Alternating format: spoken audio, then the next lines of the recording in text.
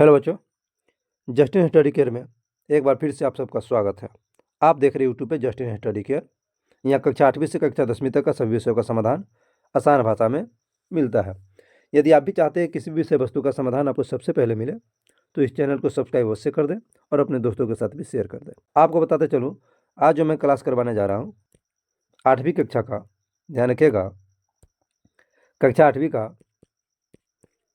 8वीं का मैं विज्ञान विषय करवाने जा रहा हूँ, विज्ञान विषय। और विज्ञान से जो चैप्टर करवाने जा रहा हूँ वो चैप्टर होने वाला तीसरा, जिसका नाम है फसल उत्पादन एवं प्रबंधन, जिससे आप लोग ध्यान से देखेंगे और नोट करेंगे। ध्यान देंगे, प्रश्न क्या कह रहा है, सही विकल्प चुनिए। सही विकल्प चुनने का मतलब हुआ कि जो प्रश्न होने वाला है वो बहुविकल्पिक प्रश्न होने वाला है, जिसमें 4 विकल्प दिए जाएंगे, जिसे हम लोग अंग्रेजी में कहते हैं 4 ऑप्शन। 4 ऑप्शन दिए जाएंगे। उन 4 ऑप्शन में से एक ऐसा ऑप्शन होगा जो सही आंसर होगा, उस पर ही टिक लगाना है, अर्थात उसे ही चुनना है।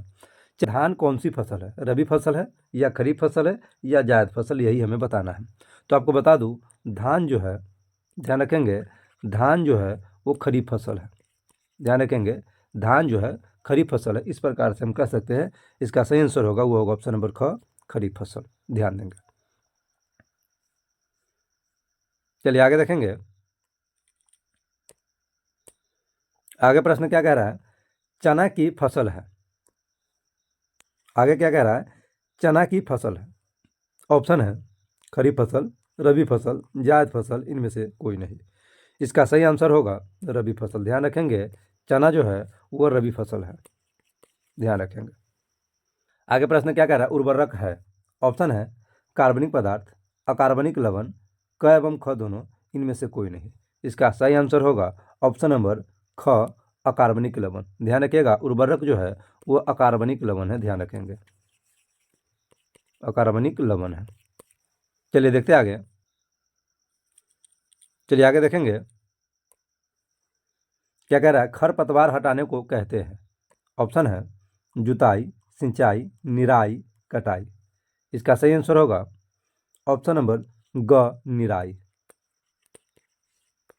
ध्यान रखेंगे, खरपतवार हटाने को निराई कहते हैं। आगे देखेंगे बच्चों, आगे प्रश्न क्या कह रहा है, अनाज भंडारण किया जाता है। ऑप्शन है जूट के बोरों में, धातु के पात्रों में, कोठियों में, एफसीआई गोदामों में, या उपयुक्त सभी में। इसका सही आंसर होगा ऑप्शन नंबर अंग, उपयुक्त सभी में। कहने का मतलब हुआ अनाज का भंडारण। अनाज का भंडारण मतलब हुआ जब खेतों से हम अनाज लाते हैं तो उसको हम कहाँ रखते हैं, तो हम कह सकते हैं उसे बोरी में भी रखते हैं, धातु के पात्रों में भी रखते हैं, कोठियों में भी रखते हैं और एफसीआई गोदामों में भी रखते हैं। इस प्रकार से हम कह सकते हैं इसका जो सही आंसर होगा सभी होगा, उपयुक्त सभी। ध्यान रखेंगे।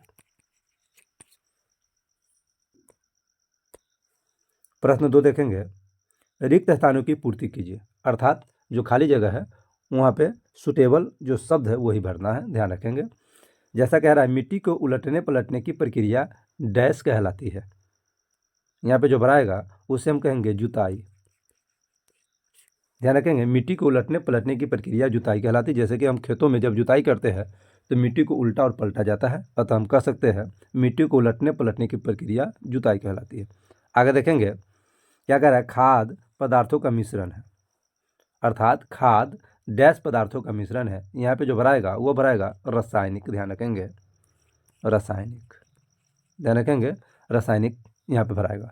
आगे 3 में क्या कह रहा है, धान एवं गन्ना में डैश सिंचाई की जरूरत होती है।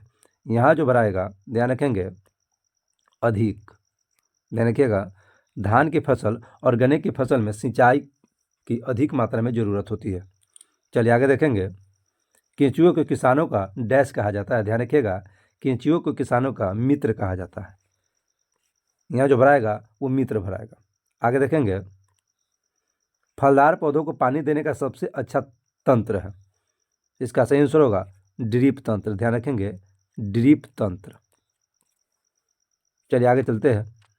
आगे प्रश्न क्या कह रहा है, कॉलम ए में दिए गए शब्दों का मिलान कॉलम बी से कीजिए। जैसा कि आपको कॉलम ए में दिख रहा होगा, खरीफ फसल, रबी फसल, रासायनिक उर्वरक, कार्बनिक खाद, हार्वेस्टर। इन सब का मिलान कॉलम बी वाले शब्दों से करना है। किसका मिलान किन से होगा, ध्यान रखिएगा। चलिए देखते हैं। खरीफ फसल का जो मिलान होगा ऑप्शन नंबर सी से होगा। खरीफ फसल धान एवं मक्का जो है खरीफ फसल है, ध्यान रखिएगा। उसके बाद देखेंगे प्रश्न 2, रबी फसल का जो मिलान होगा वो होगा ऑप्शन नंबर ई से, गेहूं चना मटर, यह जो है रबी फसल है। उसके बाद देखेंगे रासायनिक उर्वरक का जो मिलान होगा ऑप्शन नंबर ए से होगा, यूरिया एवं सुपर फॉस्फेट, ये जो है रासायनिक उर्वरक है। उसके बाद हार्वेस्टर का जो मिलान होगा वो होगा कटाई का यंत्र, ध्यान रखेंगे। इस प्रकार से कॉलम ए का मिलान कॉलम बी से होगा, ध्यान रखिएगा।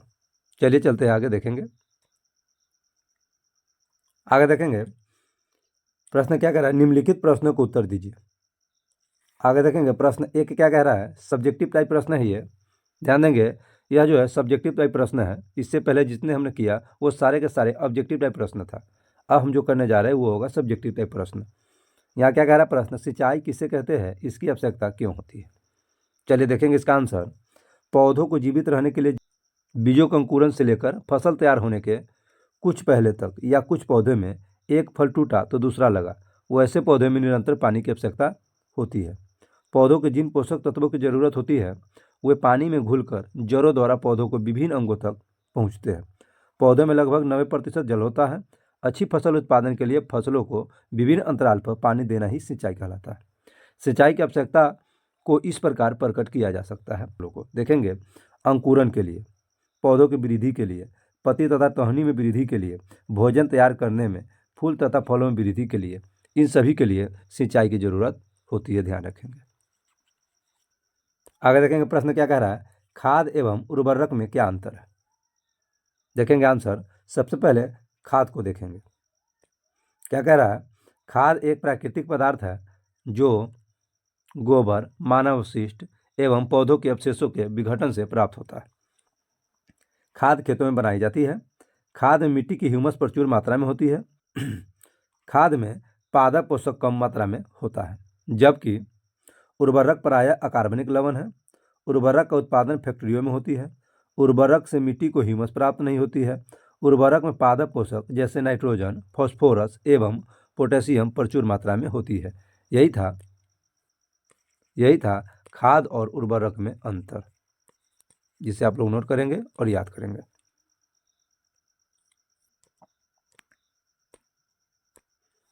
आगे देखेंगे प्रश्न क्या कह रहा है, जैविक खाद से क्या लाभ है। इसका उत्तर लिखेंगे, जैविक खाद से निम्नलिखित लाभ है। जैसा कि लाभ नंबर 1, जैविक खाद से मिट्टी की जल सोखने की क्षमता में वृद्धि होती है। नंबर 2 में क्या लिखेंगे, जैविक खाद से मिट्टी भुरभुरी एवं समृद्ध हो जाती है, जिसके कारण गैस विनिमय सरलता से होता है।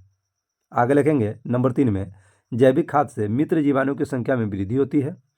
नंबर 4 में लिखेंगे, जैविक खाद से मिट्टी का गठन में सुधार होता है। वहीं 5वें नंबर में लिखेंगे, जैविक खाद से मिट्टी को ह्यूमस प्राप्त होता है। इस प्रकार से इसका आंसर लिखेंगे। आगे देखेंगे, आगे प्रश्न क्या कह रहा है, ध्यान देंगे। खरपतवार क्या है, हम उनका नियंत्रण कैसे करते हैं। इसका आंसर देखेंगे, खेतों में फसली पौधों के साथ साथ कुछ अवांछनीय पौधे भी उग जाते हैं, जो कि मुख्य फसल के साथ साथ भोजन, स्थान एवं जल का बंटवारा करके फसल को प्रभावित करते हैं। इन अवांछनीय पौधों को खरपतवार कहते हैं। अच्छी फसल उत्पादन के लिए खरपतवार पर नियंत्रण आवश्यक होता है। इसके नियंत्रण के लिए निम्नलिखित उपाय किए जाते हैं। ध्यान रखेंगे, खेतों में फसलों के साथ साथ कुछ अवांछनीय अर्थात कुछ ऐसे खरपतवार होते हैं जो स्वतः उगाते हैं, जो फसलों के वृद्धि के लिए हानिकारक होते हैं, उन्हें ही खरपतवार कहते हैं।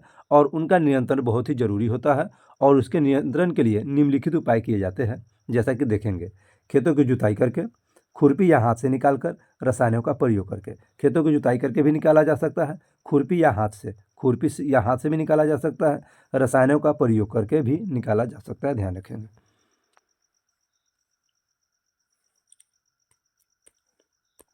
आगे देखेंगे, आगे प्रश्न क्या कह रहा है, फसलों की उपज में सुधार हेतु महत्वपूर्ण सुझाव दीजिए। देखेंगे इसका आंसर क्या लिखना है, फसलों की उपज में सुधार हेतु महत्वपूर्ण सुझाव इस प्रकार है। पहला सुझाव, मिट्टी या खेत को ठीक से तैयार करना चाहिए। कहने का मतलब हुआ अच्छी फसल के लिए खेतों की मिट्टी को जो है अच्छी तरीके से तैयार करना चाहिए, अर्थात अच्छी तरीके से उसे जोतना चाहिए। ध्यान रखेंगे,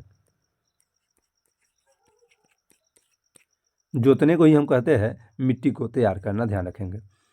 आगे क्या ध्यान रखना होगा, उन्नत या उत्तम बीज का चयन करना चाहिए। समय से बुआई करना चाहिए, समय समय पर सिंचाई करनी चाहिए, समय समय पर निकौनी करनी चाहिए। जैविक खाद का अधिक से अधिक प्रयोग करना चाहिए। वैज्ञानिक पद्धति से खेती करना चाहिए। केंचुए का प्रयोग करना चाहिए। ध्यान रखेंगे। प्रश्न क्या कह रहा है, केंचुए को किसान का मित्र कहा जाता है, क्यों? ध्यान देंगे, इसका उत्तर लिखेंगे, रासायनिक खादों के प्रयोग, कीटनाशी के प्रयोग इत्यादि कारणों से जमीन की उर्वरा शक्ति खत्म हो जाती है, जिसके कारण फसल का उत्पादन बहुत कम हो जाता है। वैज्ञानिक शोध से निष्कर्ष निकला है कि केंचुए किसानों का मित्र होता है।